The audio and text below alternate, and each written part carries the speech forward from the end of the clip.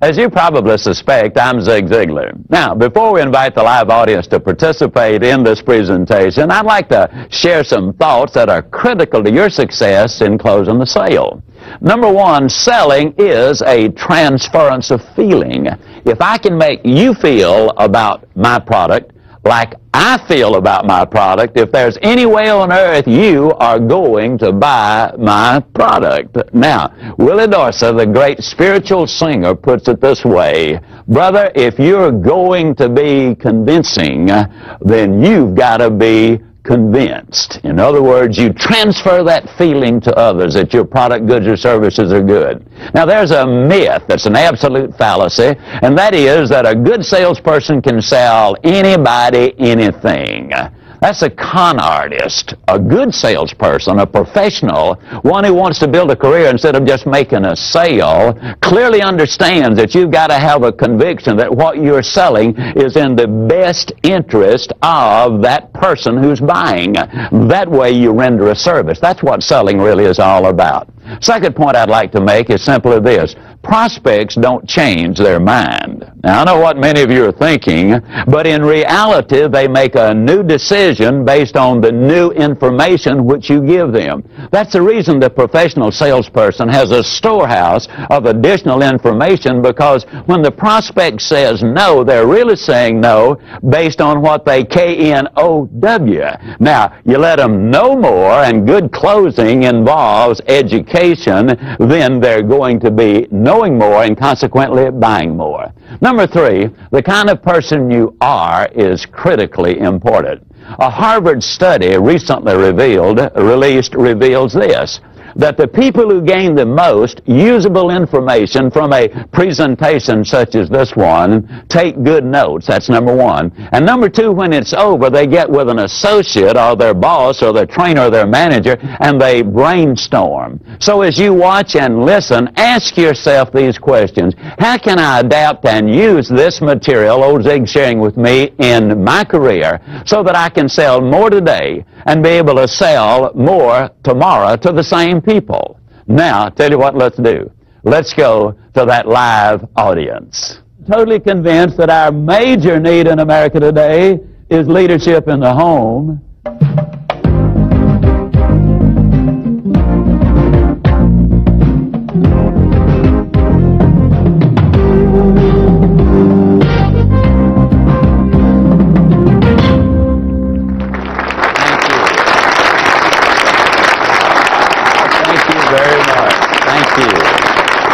Goodness alive. All right. Okay. Thank you. Well, my goodness. Thank you very much. Okay. Sometimes when people stand up on me before I get started, I'm afraid they're about to leave me, so I'm glad to see you sit down. Now, I'm going to be asking questions as we go along. The first three closes involve selling you on what you do. Now, selling, and so I call this one the persuasion close. As I ask you these questions, some of them are kind of simple, but please do me a favor and respond to them. How many of you sell a pretty good product? Can I see your hands, please? All right. How many of you sell a extraordinarily good product? Can I see your hand? How many of you, ladies and gentlemen, sell a product that serves or solves a problem? Can I see your hand? How many of you believe that when you sell a product that solves a problem, you deserve a profit? How many of you believe that to sell two products that solve two problems, you deserve two profits? Can I see your hand? Okay. In other words, you believe that when you render a service, you deserve to be paid for it. Is that what you're saying? And what you're saying is, the more people I help, the more problems I solve, the more profit I deserve. Isn't that really what you're saying there? Okay, now I don't want to put words in your mouth because that's not sanitary. But that really is what you're selling or saying, all right? Now, how many of you have been selling for as long as a year? Can I see your hand? All right. How many of you still got all of the money that you've earned in the last 12 months? Can I see your hands? Okay? Let me ask you a question. How many of you got clients or customers whom you sold a year ago, 2 years ago, 5 years ago, or 10 years ago that are still using and enjoying the benefits of what you sold to them all those years ago? Can I see your hand? Now, the next question is the critical one. How many of you believe that the customer was the biggest winner in the transaction? All right, then if that is the case, is the sales process something you do to somebody, or is it something you do for somebody? Now, when you understand that, you're in position to begin to close the sale. Now, let me tell you what I just did. I just did something that is extremely important in selling. You know, a lot of times we convince people that our product, goods, or services are the best, but we don't persuade them to take action. How do you persuade? Well, let's go back in history and look at a couple of gentlemen named Aristotle and Galileo. Aristotle was a brilliant man, but he came up with a very foolish concept. He believed that if you dropped two weights of different sizes but made out of the same material, that they would fall at different rates of speed. That's what they taught at the University of Pisa for years and years and years. And then a young whippersnapper named Galileo came along, and he said, that's crazy. The students and professors said, why, you're off your rocker. Why, Aristotle said, and he said, well, let's go to the top of the Leaning Tower of Pisa, and let's take a look and see. He took two different sized objects of the same material, he dropped them, and they obviously fell at exactly the same rate of speed. He had convinced them beyond any doubt that what he was saying was absolutely right. But he did not persuade them to take action. Now, what am I getting at? How do you persuade people? You don't persuade people by telling them. You persuade them by asking them. You see, had I started by saying that you as salespeople really render a service, you would say, yeah, but I do okay too. Hey, you do all right, and that's fine. That's part of the equation. That's the reason I went through that little routine about how many of you sell a pretty good product. That is so important. You see, that sales process is something you do for someone. It is not something you do to someone. So I'd like to tie that in selling you on you to another attitude close, because you're the most important part of this equation. For a couple of years, I fought in the ring. One of the things and incidentally, I had a pretty good record. As a matter of fact, the worst I ever finished was second. Now, the only reason I quit was because of my hands. The referee kept stepping on them. Well, anyhow, in athletics, what you do is you study the opponent's weakness and exploit it. That's true in football, basketball, boxing, tennis, whatever it is. You study their weakness and exploit it. In selling, you study their weakness, that is their need, and you strengthen it by selling them your goods or products or services. There is your difference right there. Now, what kind of person sells the most? What is involved philosophically in this? We've built our entire business on the concept that you can have everything in life you want if you will just help enough other people get what they want. You solve their problems, my friends, you're going to do all right. Now, please understand that's a philosophy and not a tactic. Where does character and integrity enter the picture? The Forum Corporation out of Boston, Massachusetts, did an exhaustive study on 341 salespeople. 173 of them were super successful. 161 of them, 173 were super successful. 168 of them were moderately successful, and they determined what made the difference. Now, all factors were equal in the two groups as far as experience and education and product and territory and all those things. But there were two major differences and reasons for their success. The first one was trust. You see, the reality is without integrity, people won't listen. Without trust, they won't follow, meaning they will not buy. Now, the question is, who do they trust? Now, this is so simple, it's going to be frightening. They trust the good guys and the good girls. They trust those people of character and integrity. The second major difference they discovered was this. The super successful salespeople, the career salespeople, clearly understand that the sale is not complete until the order is signed, the merchandise is delivered and paid for, and the customer is happy with it. In order for those things to happen, you have to have a team of support people, and most professional salespeople do not have a team. So when they call the office, they're just as courteous to the switchboard operator as they are the chairman of the board. They're just as nice to the file clerk and shipping clerk and collection lady or person as they are to any of the executives in the company. And they become a team, and everybody understands then that they're involved in the sales process. Now let's look at what I call the three-question close to kind of begin to tie some of these together. Let's assume in this close that you've demonstrated your product. And let's assume that you have demonstrated that it will save money. And so the three questions simply, can you see where using this product or service would save you money? Question number two, are you interested in saving money? And question number three, when do you think you ought to start saving the money?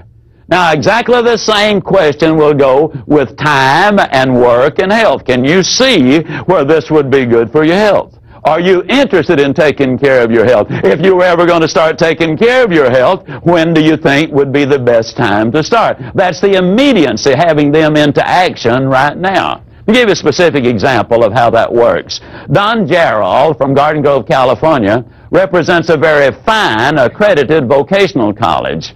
A man and his three daughters came in to consider enrolling in the college. The enrollment fee was roughly $16,000. Now, that's a pretty nice little piece of change. But Don had already determined that the man could well afford it, so he knew that price was not the problem. But he knew in order to persuade him to take action, he had to ask him questions that would lead him to the decision table, not run him or force him at the decision table. So we asked him very simply, do you invest in the stock market? The man said, well, as a matter of fact, I do.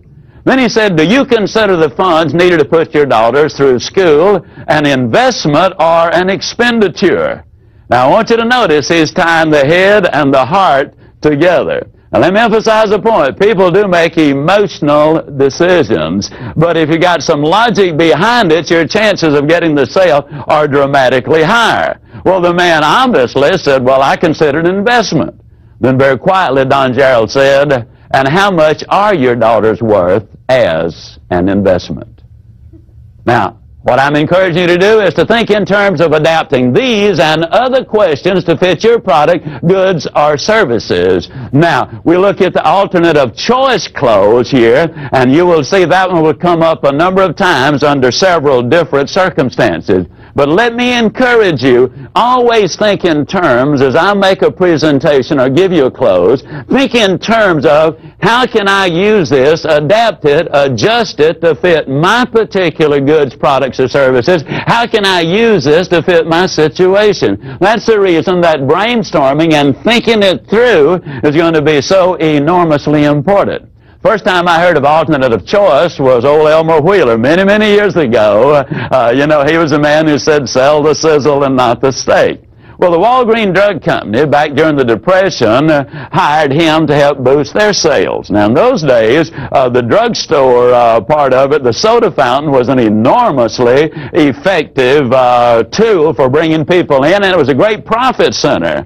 Well, in those days, before we had cholesterol, isn't it astonishing in our country today, the land of milk and honey, all we talk about is calories and cholesterol. But anyhow, Wheeler, they used to sell eggs and put them in the milkshakes, in the malted milks and all. Well, in those days, you could buy a dozen eggs for 15 cents. When they put an egg in the shake, they charged them a nickel for it. So instead of asking them if they wanted an egg in it, Wheeler taught them to pick up 2 eggs and simply when they ordered a milkshake or malted milk, say, did you want 1 egg or 2?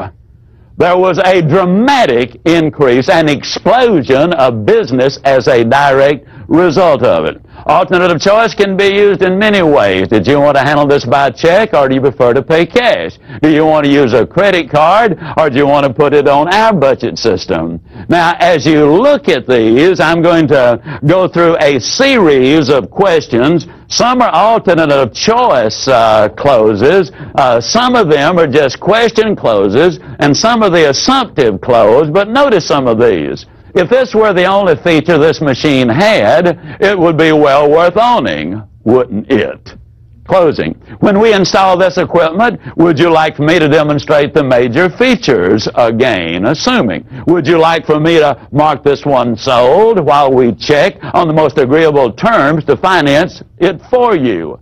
Now that injects just a slight amount of fear. What you're implying is it might be gone. And I'll say this several times, but the fear of loss is greater than the desire for gain. Don't take anything away from me. That's the reason in stores where they measure out food, we always teach them, put too small an amount on there first so you can add to it. Nobody wants to see things taken away from them. That's selling, all right? Another clause, do you need to consult with anyone else before you place the order? Is the purchase order issued from this department? Would you like to have your own bank finance this, or would you like for us to work out the financial arrangements? Since the item is in short supply, would you be willing to wait for 3 weeks for delivery? Would you want to make a large deposit so the monthly deposits are smaller, or would you prefer a minimum deposit and slightly larger monthly deposits? Would you prefer this in green, or does the red appeal to you most? Again, I challenge you, use your imagination. Think of your products and services, and in your quiet thinking time, think it through. And as you brainstorm, come up with other questions. Shall we ship it by motor freight or air express? Do you want this lot registered in your name or your wife's name? Do you prefer the lot on the golf course, or does the one on the lake appeal to you most? If you saw that it was to your advantage to own this product and the terms we work out are satisfactory, would you have any objection to going ahead today? Can you see the financial advantage to reducing the use of those powerful overhead lights which provide unneeded light in some areas in favor of using point-of-impact lighting during certain times of the day? Do you believe it's wise to invest in solidly constructing equipment which will give you long, trouble-free operation for the lifetime of the product? Now, those are questions that can be asked, but let me say it again. People do not change their mind. They do make new decisions. I asked that redhead of mine. Now, my wife is a decided redhead, meaning one day she just decided that she is going to be a redhead. By her preference, when I talk about her, I always call her the redhead. When I talk to her, it's Sugar Baby, and her name is Jean. I asked her to marry me, and she said no. I asked her the second time, no. Third time, no. Fourth time, no. Fifth time, no. Sixth time, she said yes. But she never changed her mind. What she did was make a new decision. Now, psychologically, you as salespeople need to understand that. When a person says no, and you just sit on them and say, oh, you know you like it, go ahead, you're just irritating them because they've already decided no, and they're not going to change their mind. Now, if you give them new information, which enables them to make a new decision, you see, a wise person changes his mind, and I think everyone knows that, but they change it for a reason, and we've got to give them those reasons. Now, let me give you a specific example as I ask you this, and let me get you to respond. How many of you would give me $100 for an item you absolutely knew was worth only $20?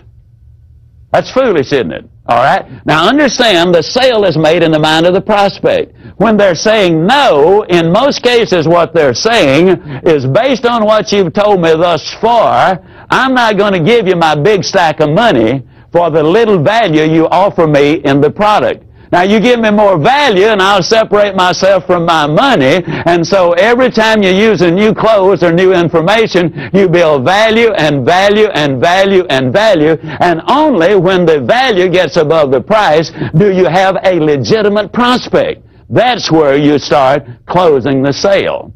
Now, let's look at some closes that deal with specifically how to overcome the price objection by using your voice inflection. Now, as a matter of curiosity, how many of you ever get a price objection? Can I see your hands, please? All right. Now, let me say this. When you use the right words and you're selling the right product, and use the right inflection in your voice, then you've got an infinitely better chance of making the sale. Let me say that those voice inflections can completely change the meaning and intent of words. For example, how many of you realize that in the Bible it clearly says that man was born cursing? Did you know that? If you don't believe it, look it up. It's Job 3:1, and it clearly says, and Job cursed the day he was born.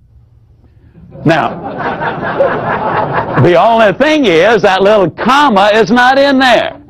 When you took the comma and put it in, that completely changed the meaning. For example, let's take something like, I did not say he stole her money. Now, those are 8 words, and we can make them say 8 different things with voice inflection. This is why good professional salespeople need a cassette recorder, so they can record their presentation and listen to their voice and listen to that voice inflection. For example, when I say, I did not say he stole her money, that's just a statement of fact. But alter it slightly, I did not say he stole her money. Completely different meaning. Or, I did not. That's a vehement denial. Say he stole her money. Or, I did not say he stole her money. Completely different. Or, I did not say he stole her money. That was a rascal over there that did it. Or, I did not say he stole her money. He's going to put it back. I mean, he's just borrowing it. Or I did not say he stole her money. It was hers that the rascal stole. Or I did not say he stole her money. It was a diamond ring the rascal got. Now, you see, we took 8 words in one sentence, made them say 8 entirely different things. And when you become a serious student of selling and learn what those voice inflections are and how you can handle them, it makes a dramatic difference. Charles Osgood says, compared to the spoken word, Charles Osgood says, compared to the spoken word, a picture is a pitiful thing indeed. Words move people. They move them emotionally. Now, if you can put the word and the picture together, now we're in business. Now, different prospects will object differently. For example, one prospect might stomp his foot in essence and say, that price is ridiculous. How many of you have ever had somebody, really respond in a manner like that? Another one might say, well, it seems to me the price is a little high. You might have a good old boy down home type fella, and he might say, you folks kind of proud of that stuff you sell, ain't you? Now, they're all talking price, but you handle them in a totally different way. The one who says that price is ridiculous, you don't argue with him. You don't say, no, it's not either. You repeat what they said, but you do it this way. You lower your voice, you look them right in the eye, and simply say, the price is ridiculous? Now that sounded so simple, but you'll have to hear that a number of times to get that inflection right. What I did at the very end, my voice was rising. And what that does is it physically moves the objection back to the prospect side of the table. You are now selling on offense instead of defense because the prospect now has to defend their statement instead of you justifying the price. Now, because everything is selling, ladies, let me go ahead and tell you this, that works infinitely better even at home. For example, let's say that you beat your husband home, and you've had really a tough day, and as he walks in, you greet him warmly, of course, and give him a big old smooch, and then you back up about 3 steps, you look at him and a big old smile and say, honey, did you want to take me to Alamans or Farfallo's for dinner? He might say, I don't want to take you anywhere to dinner. You don't argue with him. You just simply repeat what he said. You don't want to take me to dinner, hon? It almost ain't fair. It really is not. Now, let's say that it's grass cutting time, and so you say to your 14-year-old, okay, son, it's time to cut the grass. I don't want to cut the grass. You don't argue with him. You repeat what he said. You lower your voice. You look him right in the eye and say, you don't want to cut the grass, son? I can absolutely guarantee, whether you want them to take their toys to the back room or cut the television set off or get the repair person to come out and repair the air conditioning on a brutally hot Friday night, I can tell you it works dramatically better. Now, let's look at it another way. Let's say that one prospect might say, well, you know, the price is a little bit high. Then we got a lot of different ways. For example, I call this the like it close. I simply say to them, well, let me ask you, do you like it? And most things say, yeah, well, I like it. Well, Mr. Prospect, don't you believe that it's difficult to pay too much for something you really like? Well, they might say, well, you got a point, but yeah, I think you can pay too much for something you really like. But you've just crossed a little barrier. You now have got them thinking along these lines. And let me point this out. Sometimes when they object to the price, that's not the objection at all. So early on, you need to smoke it out. Is that the objection? And you do that simply by saying, well, let me ask you, if there were a way I could show you that the price not only is fair, but actually is more than fair, would you go ahead and take advantage of the offer that we're making to you this evening?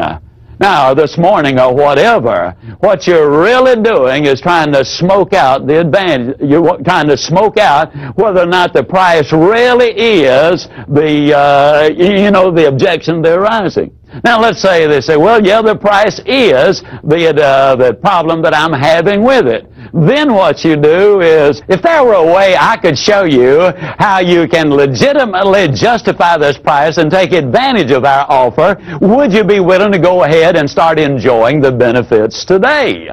Now, if they say no, then what you need to do is to smoke out the real objection, because price really is not it. But if the answer is yes, then you simply ask the question, well, do you like the product? And most of the time, you're going to get an answer. Well, then the next question, don't you agree that it's difficult to pay too much for something you really like? Now, a lot of times that forces them to start that thought process, and you've just taken one step towards closing that sale. Then if they say yes, then you say, well, it's okay to do something nice for yourself. Now, if the answer is no, then you move into what we call the fear of loss close. And you do that with simply making this statement. Wouldn't you agree that it's better to invest a little more than you had planned instead of less than you should? Now, here's the reason I ask you that question. If you invest a little more than you had planned, you're talking peanuts. If you invest less than you should, and the service or product you buy won't do the job you need it to do, then you literally have lost everything. Now, if the prospect says the price is still too high, then you move to what we call the how much too much close. For example, for 15 years, I was in direct sales. I sold heavy-duty stainless steel cookware, and it carried a premium price for a very justifiable reason. And a lot of times, the prospect would say, well, yeah, your product is too much. And I'd say, well, give me a figure. How much too much? And they'd say, well, $200 too much. Now, I would always write the $200 down. And then let me give you this little bit of data. I had a policeman take his .45 and shoot my little 8-inch frying pan from a distance of 12 feet and had a documented statement notarized saying that he had done that, and you could just barely see the dent in that little pan. And so I had shown that to the prospects in the process of the demonstration, and I said, let me ask you, you say $200 too much. How long do you think this set of cookware is going to last you? And invariably they say, well, I think it'll last forever. Then I would say, it certainly would last you at least 20 years, wouldn't it? And invariably they say, yeah, I don't think you'd have any trouble with that. Well, if you invest $200 too much over a 20-year stretch, what that amounts to is about $10 a year. And if you break that into pennies, it means really that for just 3 cents a day, you can go ahead and have the finest equipment that you can get anywhere at any price. Now, if the prospect still objects or still says, well, it's too high, then I would ask him this. I would say, now, let me ask you this question. Do you ever eat out? And invariably, they would say, oh, yeah, we frequently go out to dinner. Then I would simply say to them, well, let me ask you, do you tip the waitress? Invariably, they say, or waiter. They say, oh, yeah, we always tip. Well, this was a number of years ago, and so I would use a lower price. I would say, well, now, how much do you generally tip? And they would say, well, at least $1. Then I would say, well, now, let me tell you what you're giving $1 for. That is to have the food brought from the kitchen and put on the table. You brought the silverware and the china out. They served you water and coffee, but they served. Now, you give her $1 for doing that, or him $1 for doing that. Your wife went to the store. She bought the food. She brought it home. She carefully prepared it. She cooked the meal. She brought it to the table and served the meal. Then she's got to take it up and wash the dishes. Now, remember, this was many years ago before a lot of the ladies were working as they're doing today, and the husbands didn't give them much help at all in that kitchen. Most of them still don't give them very much help. But then I would simply say, if you would tip that served person $1 for bringing the food from the kitchen to the table, don't you think your wife deserves at least 3 cents for doing all of those other things? I got to tell you, we got some pretty exciting results as a result of using that particular clothes. Now, if the prospect says, well, the price is still too high, then I would go to this one. Well, now, let me ask you, are you concerned about the cost, or is it the price that you're concerned about? And a lot of times they would say, well, what's the difference?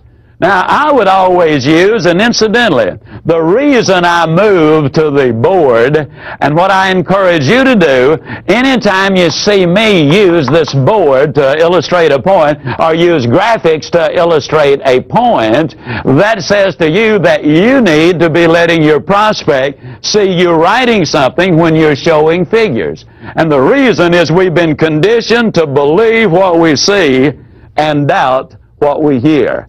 Now, if they see it and hear it, see it as logic, hear it as emotion, you put the two together and you got a better chance of making the sale. So the prospect says, well, what do you mean? Is it cost or price we're concerned about? Then I simply say, and here's the example I use because it happened in my life, I encourage you to get one out of your industry that specifically fits you. I say, well, now, when my son was 6 years old, we went down to the Swin bicycle place to get him a bicycle. They told us it was $64.95. Well, years ago, that was an enormous price to pay for a bicycle. Just to teach a 6-year-old how to ride, he's going to tear it up anyhow. So I went down to a discount store, and there I priced a bicycle for $34.95. Now, this price is obviously considerably less than that. And again, I'm showing them, they're seeing it and hearing it. Now, it was a nice little bicycle. About 60 days later, we went back to that little bicycle store because we wanted to get the handlebars replaced. And they said, well, you know, it's in warranty and not going to cost you anything. Well, Well, 30 days later, we had to go back and get more new handlebars, no longer a warranty, and so now the price is $4.50 higher, and at this point, we have got, let me see, $39.45 invested in that bicycle. Well, about 3 months later, the entire sprocket apparatus, the brakes and all of that, came completely kazip. We went back to the little bicycle store, and this time it came to roughly $15, and now we've got $54.45 invested in that bicycle.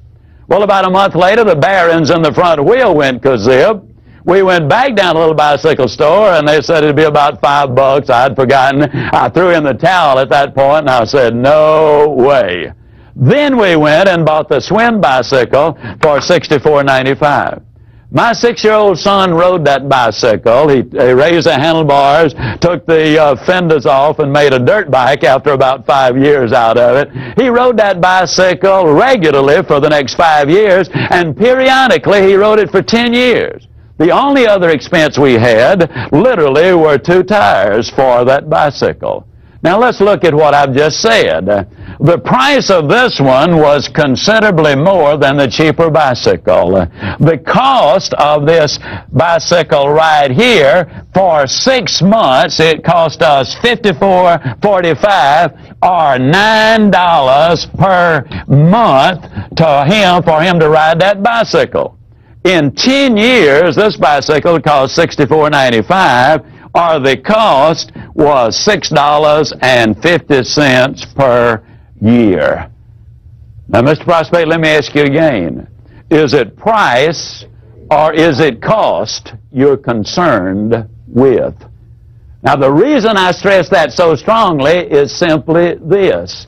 A lot of people can beat us on price, but nobody can beat us on cost. And since price is a one-time thing and cost is a lifetime thing, don't you really want the best possible lowest cost that really is effective? Now, let's say you don't have time to do all of those things as far as dealing with price. Let's say you're at a counter somewhere and you've only got a few seconds to make the sale, and the prospect simply says, well, the price is a little high, and you just have that one moment. You look your prospect right in the eye and you simply say to them, you know, Mr. Prospect, many years ago, our company made a very basic decision.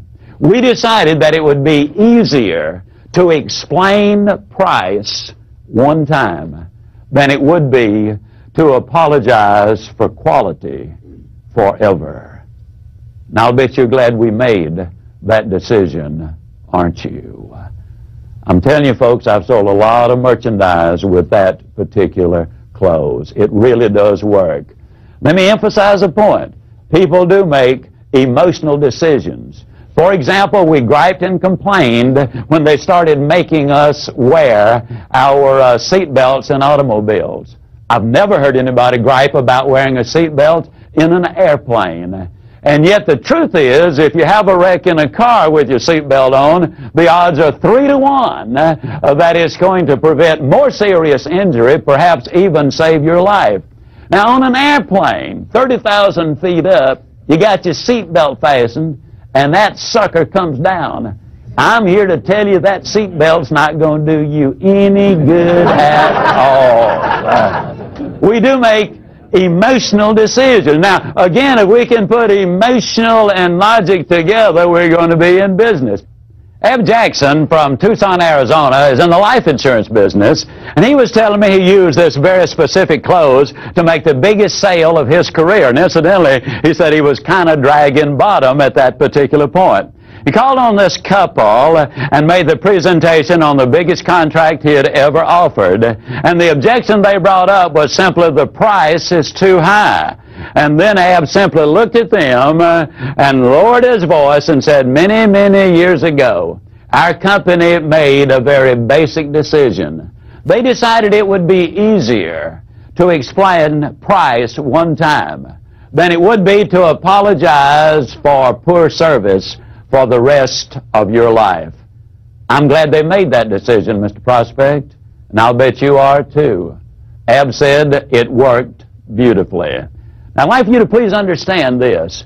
Every close won't work for everybody selling everything. Your experience, your judgment, and your common sense will be the determining factors. Now, you might be asking yourself, well, Ziglar, why do we need to know so many closes anyhow? Well, let me give you a basic reason for that. Dr. Herb True did some research at Notre Dame University. He discovered that only 4% of all of the salespeople in America will ask for the order 5 or more times. Now, I want to emphasize something. They do not necessarily ask those 5 times in the same interview. There are many presentations where, in fact, you do not ask for the order simply because you're gaining information so that you can make a legitimate proposal to them. When you're talking thousands and sometimes hundreds of thousands, even millions of dollars, you don't walk in, make a presentation very many times, and walk out with a multi-million-dollar contract, though it does happen, especially if you expect it to happen. But what Dr. True discovered was simply this. Those who ask for the order over a period of time, sometimes in one sitting, more often in 2 or 3 sittings, at least 5 times, those 4% closed over 60% of all of the sales, meaning simply that they made over 60% of all of the income. You got to ask for the order. When I first got started in selling, one of the first things I was told was you close early, you close often, and you close late. How many of you have ever been told that, especially when you first got started in selling? Yeah. Well, the question comes up, how early is early? Let me emphasize this as strongly as I can emphasize it. You never ask for the order until you have given them some legitimate logical reason for giving you a yes answer. If you've not given them value before you ask for the order, you come across as a high-pressure type salesperson. I want to get this over and move on to the next prospect. Now, that's one of the reasons you give that value first. Because once the prospect has said no, a little barrier goes up. You can get over it, but it is more difficult than if the barrier had never been raised. So give value before you ask for the order. And that leads us into what I call, is that fair enough close? You do build that value before you ask for the decision. But let me simply say this. It's okay. It's even wise to let the prospect know in advance, maybe, that you're going to ask for the order. For example, years ago, things were slightly different than what they are today. When I was in the life insurance business, we used to do the fact-finding interview, and then we would go back with a proposal. And I would always have it in a beautiful folder. And when I went back, then I would take the proposal like so, and I would say, I have prepared a proposal for you. Then I would pull out a plain sheet of paper like so. And this is where I'm saying it's okay, it's even wise, particularly if you can go ahead and if you've done a lot of research before you get there and let them know in advance you're going to ask for the order. So I'd pull out this sheet of paper and I'd say, now, Mr. and Miss Prospect, as you can see, I got a plain sheet of paper. There's obviously nothing there to explain. There's nothing there that you would not understand because there's nothing there. Here's a promise I'm going to make you. I'm going to promise you that when I finish this proposal to you, that it's going to be just as clear, just as plain as that blank sheet of paper is at this moment. And if it is that clear, and if it is that plain, then I'm going to ask you, if you see it is in your best interest to go ahead, I'm going to ask you this evening or this morning or whatever to make that decision. Is that fair enough? I'd like to inject a little extra right here. I would like to inject a close I call simply the "you've got an answer for everything" close. Now, here's what I mean. Sometimes you've answered several objections, and you've impressed the prospect with just how much you know about what you're talking about. And so many times, half in admiration and half in exasperation, the prospect will look at you and say, "Well, it doesn't make a difference what I say. You've got an answer for everything." How many of you have ever had somebody say that to you? All right, you're that close to making the sale, but you're that close to missing it. If you modestly admit that you were number one in the region last month, you just blew it. If a prospect says that, regardless of whether it's in admiration or exasperation, you quietly look them in the eye and you say to them, "Well, you know, I really appreciate that comment. I'm going to take it as a compliment. But the truth is there are many things I do not have the answer for. That's one of the reasons that I'm so excited about selling a product or service, which is the answer to your problem. And that's what you really want, isn't it?" You convert it, you've now made it a very positive close. A number of years ago, I was traveling through St. Louis, Missouri. I was changing planes, had a little extra time, looked down at my shoes, realized I needed a shoe shine. Walked into the shine stand. Young man escorted me to my seat. He made the change for his previous customer. I had a chance to look at the prices of the shoe shine. 75 cents, this was about 12 years ago. 75 cents was the regular shine, $1 was the wax shine, and $2 was the spit shine. Well, I figured I'd get the regular shine for 75 cents, tip the guy a quarter, and I'd be on my way. He came to me, and incidentally, I called this the shame close. He came to me, and then he said, "Which one?" I said, "Regular." Now, you're talking about voice inflection. The young man backed up and said, "Regular."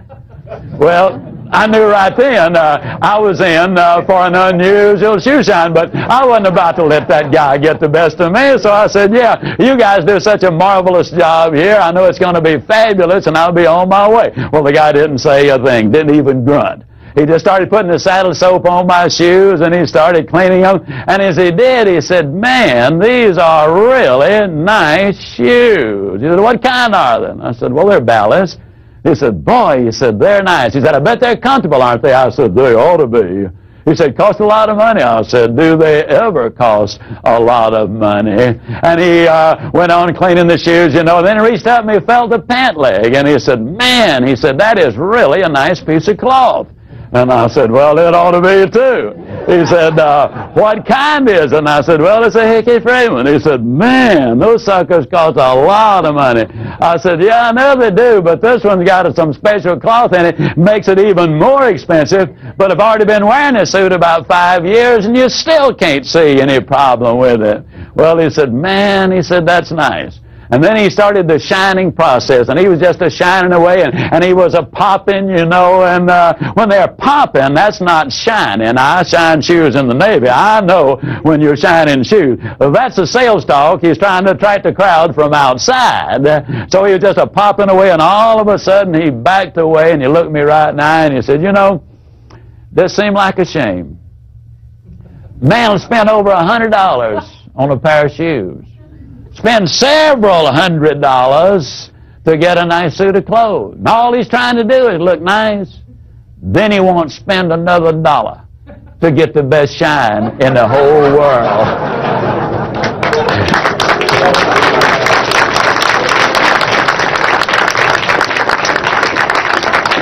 I said, "Spit on him, man. Spit on him." Well, now, folks, when you get a 75-cent shine, a 2-bit tip, that's fine. But when you got a $2 shine, nobody with class gives a 2-bit tip. So I gave him a $3, and as I walked out, I was really picking them up and putting them down. I was feeling pretty good, I looked up at the clock, and as I did, it clicked straight up and down 10 o'clock. Now, the reason I mention that is because when I sat down, I noticed it was exactly 3 minutes until 10. I was in his chair 3 minutes. I gave him $3. Now, you don't have to be a Phi Beta Kappa from MIT to figure that one out. That is $60 an hour. Did you realize that's what we were paying our psychiatrists back then? Of course, this guy does some good. But, you might say, but Zig, he doesn't shine 20 pair of shoes an hour all day long. Okay, but you figure, let's cut that half in two. Instead of 60, he makes 30. Cut that half in two. He doesn't make 30, he makes 15. And you take $15 an hour and cut that half in two, and I know he does more. You know what that adds up to? It adds up to right at $20,000 a year, shining shoes. And I got something to tell you, friends. If that dude ain't making at least 30, ain't a dog in Georgia. I mean, he is shining a lot of shoes. But now let me point out two very sound things about him. His name is Johnny. I asked him his last name. I knew Johnny because it had his name on his name tag there. He said, I'm not going to tell you. If I tell you both names, you'll forget them both. If you'll always remember Johnny, though. He was a professional. He's the only shoeologist I've ever seen. Now, the reason I know he was a shoeologist, he had it right there on his name tag, Johnny, shoeologist. But let me point out a couple of things. He was a superb workman. He delivered everything he sold. That's important. Number two, he was a professional salesperson, and those two things merit it. But what I'm really saying is, if a gentleman in a job like that can make that kind of money, look at what we in the profession who have products and goods and services that extend us infinitely greater opportunities, look what we can do. But the story doesn't end there. A few months later, I was back in the St. Louis airport. I walked in this time, there's no other shine guy around, no other customer, I'm the only one. Now by then they've changed the prices and structure just a little bit. It simply says best shine, $2. I sat down and he said, what kind? Well, I didn't want to go through that routine again, so I said, just give me your best. Well, as he was shining, I was bragging on him. You know, I discovered a long time ago that behavior which is recognized and rewarded is repeated. And so I wanted the best possible shine. So we had quite a little conversation. As a matter of fact, he got carried away and he just kept shining, kept shining, kept shining. And finally I said, Johnny, I got to go. He said, okay, and he finished it up. As I stepped down, he said, he said, I noticed you hung up an overnight bag when you sat down. I said, yeah. He said, you spent the night in St. Louis? I said, yeah. He said, I was just wondering if you had another pair of shoes in your bag. And I said, well, as a matter of fact, I do. He said, you know, it'd really be a shame to have the best looking shine in St. Louis tonight and then just look like one of the gang tomorrow. He said, won't take me but a moment. I call that the extra clothes. Now, a lot of times as salespeople, we overlook the fact that we have other goods and products and services. We skim the surface, and leave more money on the table, more needs on the table that need to be met than we are actually reaching. Don't misunderstand. I'm not suggesting you try to sell everybody everything you've got every time you make that call on them. But they're buying, if you're selling products that you know they're buying from someone else, think of the time and effort you can save them if you can become more of a service person to them, selling them more of the things they're buying already anyhow. It is a service. You really can have everything in life you want if you will just help enough other people get what they want. Then I'd like to share with you what I call the marriage close.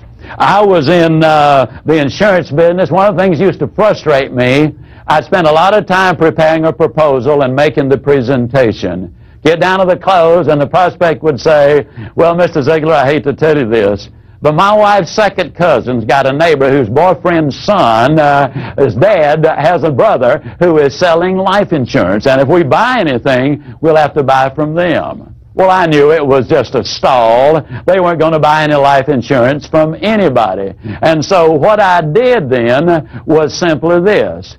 I remembered a book I'd read by Frank Bettcher many years ago called How I Raised Myself from Failure to Success in Selling. This is the reason salespeople need to be students. They need to be learning all the time. It is a profession, and it's a profession that changes. And Frank Bettcher had a statement in his book, I would tell you this if you were my own brother. He also had another statement in there simply, this is what I would do if I were you. Now what Frank Bettcher had done, he would make appointments before he ever made the call. For that prospect, he would say to the prospect, I can do something for you right now that no other insurance person in Philadelphia can do. And they would say, what's that? Well, I've made an appointment already for you to be examined tomorrow afternoon, promptly at 3 o'clock, by the only physician in Philadelphia who can give you agreement and approval right now that this amount of insurance is going to be placed in force. I stole a page from him, and I would say to the prospect, I can do something for you right now that no other insurance person in the world can do. Obviously, they'd say, what's that? I would say, I can marry you. The old boy would say, you would what?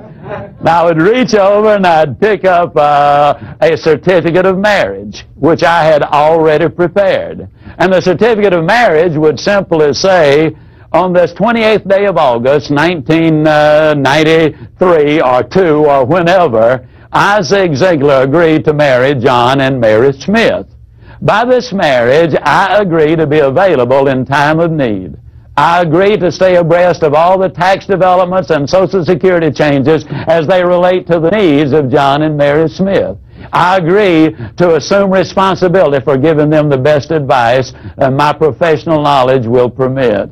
And I would simply say, the only thing that you agree to is this, to give Zig Ziglar the privilege of earning the right to serve. You put your okay here, we're in business. It was hilarious what generally happened.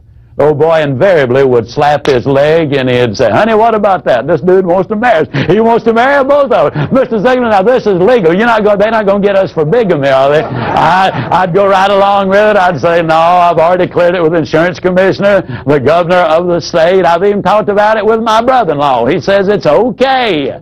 And invariably, with a big laugh and a huge flourish, he would sign the marriage certificate. I had beautifully typed his name in. It was on Corinthian script. It was beautiful parchment paper. Interestingly enough, I never once had a marriage certificate signed that I did not get the application signed. Now, how can you take that and use it in your life?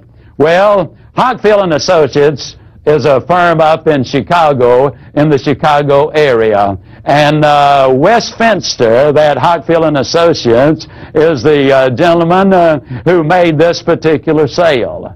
He called on these people, and he was not getting any results at all. They sell private labels of various products to company, and here were the terms of agreement. When you buy a private label program from Hockfield and Associates and the Nice Pack Company, you also buy me. I am literally going to be married to the Shopco account. I will see that you receive the following: the finest products available for Shopco's valued customers, the best possible service, the fairest price, and he went right on down the list. And when we got to the bottom of it, he would simply say, and this is all you need to do to put this in force. First year, they sold over $500,000 worth of merchandise. They'd been calling on them for years. I've had any number of clients to say, this works. See, the marriage indicates that you're not going to hit and run, that you're going to be a permanent person with them. It ties it together. The marriage close has worked and works well. There's no such thing as a little sale. But it is safe to say that we will miss 100% of all of the sales we don't ask for. Very few prospects are going to demand that we take their order. That does happen occasionally, but it is very rarely. Chris Hegarty says that 63% of all sales interviews end without a direct ask for the order. At this point, I would like to share with you what I believe is a very significant close. It's called the pressure belief close. At this point, what I want to simply say to you is that we've had some ideas, some procedures, and some stimulation. But when I talk about a pressure belief close, it happened in Australia. I was with my friend John Nevin. He was with World Book Encyclopedia. He told me of what happened to him when his career first got started as a World Book salesperson, and he went on to become the managing director. Called on a little German couple. They really were more like grandparents. They'd been in Australia a very brief time. Their English was not real good. The little lady was 51 years old. She had given birth to their one and only child when she was nearly 45 years old. A very little short lady. Had language difficulty. He called on them at roughly 9 o'clock in the evening. It was way past midnight when he left with the order. As he started to leave, she put her hand up on his shoulder. She had walked him through the front yard because they had a vicious dog, got him outside the gate. She reached up and put her hand on his shoulder. And I can't emulate that guttural German accent, but in essence it went like this. Thank you. Thank you, young man, for stay with us till we know what these books do for our boy. Thank you, thank you, thank you. Pressure belief is simply this. It's when you believe so fervently and so completely that that prospect is going to benefit the most by buying from you, that you are willing to kind of put your ego on the line. You're willing to take a slight risk even on occasion of offending someone by asking for the order again. Now let me stress something. You got to do it pleasantly. You got to do it politely. You got to do it professionally. You must by all means do it with that person's interest at heart. But if you really believe they're the winner, you will become so professional in what you do. You will learn so many closes that you will be able, basically, to go forward with the conviction that you are rendering them a service. Now, only experience, judgment, and common sense will dictate to you what is the proper time and what is the proper amount. You'll never get experience by listening to a trainer or watching one of the videos, which I do. You will get ideas. You will get techniques. You will get procedures. Now, if you really want to build a sales career and substantially improve your sales, it's time to go to work. I encourage you not only to read, but to study Secrets of Closing the Sale and my other book, Ziglar on Selling. Now, the reason I say that is this. You can learn a lot of closes and procedures and techniques, but unless you understand the philosophy and the psychology behind them, you will only be partially as effective. You will need to read the exact words many times. There are literally over 140 closes and over 800 questions in these two books that will help you to lead people to those decision tables. And then in order to get the voice inflections down, we have made audio cassettes of each of these videos, and while you're in your car, you need to be listening to them over and over and over. The SMEI International, Sales and Marketing Executives International, says the average professional salesperson spends 510 hours a year in the automobile. That means you literally can make it your sales university. You can learn procedures and techniques. You will really be able to make it a part of you so you can automatically and instinctively respond. You also are going to need to work very much with your manager, your associate, or your trainer. If you're one of these people who happens only to be working independently by yourself, I encourage you to get in front of the video, look it over, take those notes, and then start compiling your own ideas to go along with the specifics that we are presenting here. The reason I want you doing all of these things, when you see something, you'll remember it. When you hear it, you forget it. But if you see it and hear it and do it, you'll understand it. that means you will close more sales. So if you do that, I can close as I always close by saying, you do these things and I'll see you. And yes, I really do mean you at the top. Thank you, and God bless you.